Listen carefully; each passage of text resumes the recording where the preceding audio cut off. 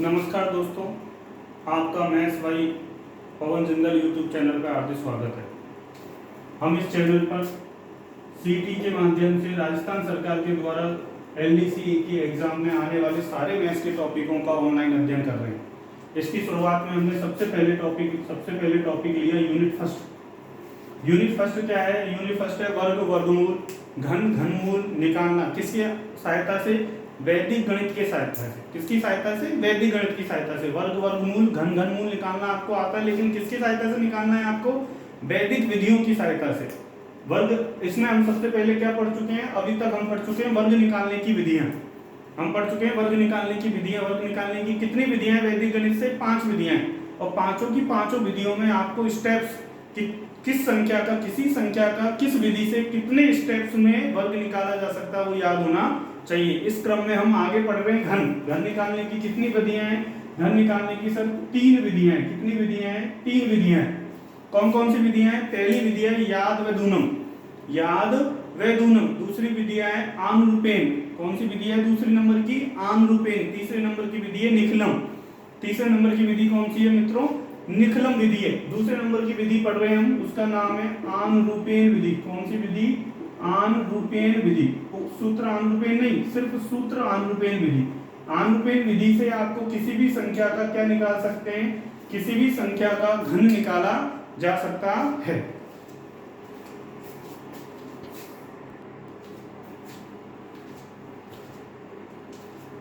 आनुरूपेण विधि से किसी भी संख्या का घन निकाला जा सकता है। किस विधि से? आनुरूपेण विधि से। आनुरूपेण विधि से किसी भी संख्या का घन निकालने में चरणों की संख्या, किसकी संख्या? चरणों की संख्या। चरणों की संख्या मतलब स्टेप्स की संख्या कितनी होगी? 4 होगी। ये बात याद रखना। आनुरूपेण विधि से किसी भी संख्या का घन निकालते समय चरणों की संख्या कितनी होगी? 4 होगी। इस विधि को बीजगणितीय विधि भी कहते हैं। इस विधि को बीजगणित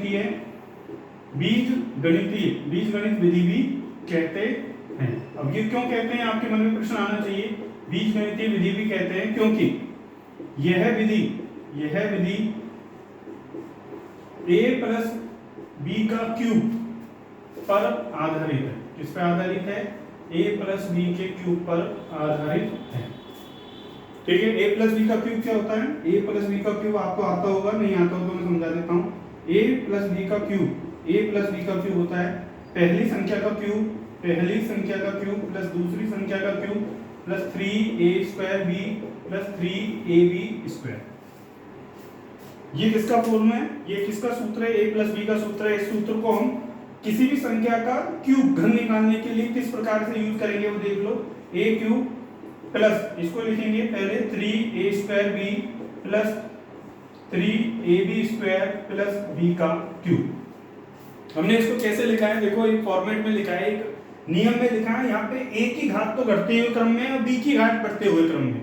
a की घात तो घटते हुए क्रम में और b की घात बढ़ते हुए क्रम में। आगे हम इसको किस रूप में लिख रहे हैं? a का क्यूब पहला पद, a² b दूसरा पद, ab स्क्वायर तीसरा पद और b का क्यूब चौथा पद। यहाँ पे हम लिखेंगे 2a² b और 2ab स्क्वायर।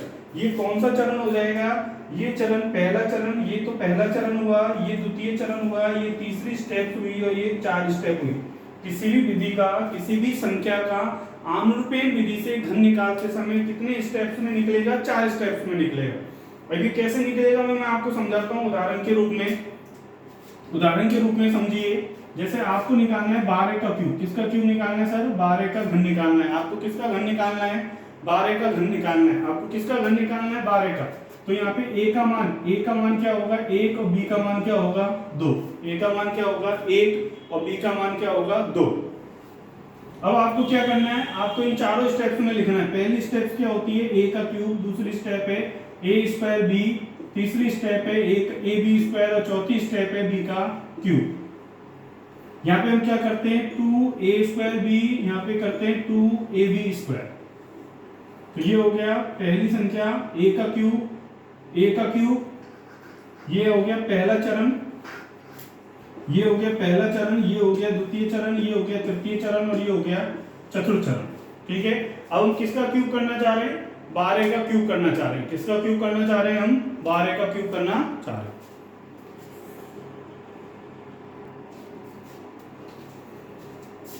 तो 12 का क्यूब करना चाह रहे हैं। 12 का क्यूब में a का मान होगा 1 और b का मान क्या होगा 2।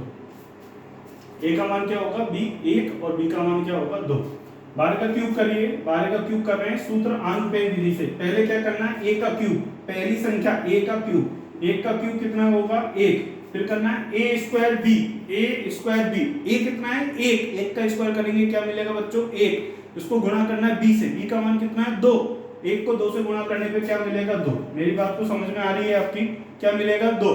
अब क्या करना है सर, ए बी स्क्वायर, ए कितना है 1, बी का स्क्वायर, बी कितना है 2, 2 का स्क्वायर करने पे क्या मिलेगा 4, फिर करना है 2 का स्क्वायर, 2 का स्क्वायर करने पे हमें क्या मिला 2 का क्यूब, सॉरी 2 का क्यूब करने पे हमें क्या मिला 8, 2 का दुगुना करना है 4, 4 का दुगुना करना है 8, ये क्या हो गया 8, ये 4 और 8 12, ये हो गया 6 और ये हो गया 1। हर पद में से एक संख्या लेनी है 8, 12 में से 1 लिया 2, 1 को कैरी करा, 1 6 में जुड़ जाएगा कितना हो गया 7 और 1 कितना हो गया 1, 1728। इसका क्यूब हो गया 12 का क्यूब।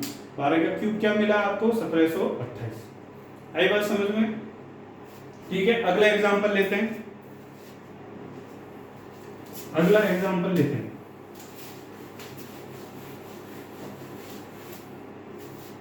अगला एग्जांपल लिए 13 का क्यूब। किसका क्यूब 13 का क्यूब। अब आपको विशेष रूप से एक बात और ध्यान रखनी है, देखना 13 के क्यूब, a का मान कितना हुआ 1, b का मान कितना हुआ बच्चों 2। अब क्या करना है आपको a का क्यूब करने पे क्या मिलेगा आपको 1। अब क्या करना है आपको a स्क्वायर b, क्या करना है a स्क्वायर b, a का स्क्वायर, पहली संख्या का स्क्वायर क्या मिला आपको 1, b कितना है 2, इसको इससे गुणा करने पे क्या मिला है, सॉरी b कितना है 3, क्या मिला 3, क्या मिलेगा दोस्तों 3। अब आपको क्या करना है ए बी स्क्वायर, ए कितना है 1, बी का स्क्वायर करने पे बी का स्क्वायर करने पे कितना मिला 9 और फिर बी का क्यूब करने पे 7। अब आपको एक बात विशेष रूप से दिमाग में आ रही होगी, सर यदि पहली संख्या 1 है, यदि पहली संख्या 1 है तो उसका औचित्य सिर्फ पहले चरण में होगा, बाकी के चरण में ए का कोई औचित्य नहीं है। बाकी के चरण में एक बार बी स्क्वायर और एक बार बी का क्यूब आएगा। क्यों? क्योंकि सर ए का वर्ग करने पर, वर्ग करके किसी संख्या में गुणा करने पे कोई प्रभाव नहीं पड़ता, वही संख्या मिलती है, और किसी संख्या को 1 से गुणा करने पे भी वही संख्या प्राप्त होती है। आई बात समझ में? 13 का क्यूब करने पे पहला जो स्टेप लिखेंगे आप, वो पहले 1 लिखा, फिर क्या लिखेंगे 3 का दुगुना, 3 को 3 से गुणा करा 9 को 3 से गुणा करा कितना आया 27। इसको किससे गुणा करा है आपने 3 से, इस 9 को किससे गुणा करा है 3 से। एक की चिंता, पहले पद की चिंता ना कीजिए, यदि पहला पद 1 है तो 3 का दुगुना हुआ 6, 9 का दुगुना कितना हुआ 18, ये आ गया 27, 9 को 18 में जोड़ा, जब दोबारा क्या मिल गया 27, 3 को 6 में जोड़ा 9 और ये हो गया 1, 27 में 7 लिए, इसमें जोड़ दिए कितना आ गया 9, क्या मिला 2 को इसमें जोड़ा कितना आ गया 11, कितना आ गया 11, 1 लीजिए, 1 को इसमें जोड़ा, 1 को 1 में जोड़ा जब कितना मिलेगा आपको 2, कितना आ गया 2197। किसका क्यूब आ गया 13 का क्यूब। आई बात समझ में? तो सर इस विधि से उन संख्याओं का क्यूब घन करना तो बड़ा आसान है जिनका पहला पद 1 है, जिनका पहला पद 1 है। दूसरा एग्जांपल लीजिए, किस संख्या का क्यूब 14 का क्यूब। ए का मान कितना है सर 1, बी का मान कितना है सर 4। ए का मान कितना है 1, बी का मान कितना है सर 4। देखिए अब इसको सॉल्व करिए।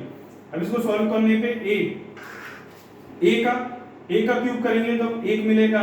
अब ए की चिंता छोड़ दीजिए, ए वाले पद को छोड़ दीजिए, बी को लिखिए, बी कितना है 4 को 4 से गुणा करा 16 को 4 से गुणा करने पे कितना है 64। इसको किससे गुणा करा है 4 से, इसको किससे गुणा करा है 4 से, 4 का दुगुना करा 8, 16 का दुगुना करा कितना 32। आई बात समझ में बच्चों? आ रही है ना बात आपको समझ में? आपको बात समझ में आए तो बीच बीच में हाँ ना करते रहिए, ठीक है, मन ही मन में। ठीक है, 64 में से क्या लिखा आपने 64 लिख दिया, इसको इसमें जोड़ा कितना आ गया 48, 4 को 8 में जोड़ा कितना आ गया 12 और ये कितना आ गया 1। 64 में से 4 लीजिए, 6 इसमें जोड़िए 54 हो गया, 54 में से 4 लीजिए 5 ऐसे हासिल आई, उसको 12 में जोड़िए कितना हो गया 17 को इसमें जोड़िए कितना हो गया 2744। किसका क्यूब हो गया 14 का क्यूब। आने वाली क्लासों में इस विधि के आने वाले रूप को, एक अगले रूप को जिसको हम गुणोत्तर श्रेणी रूप कहते हैं, उसके बारे में अध्ययन करेंगे। नमस्ते दोस्तों।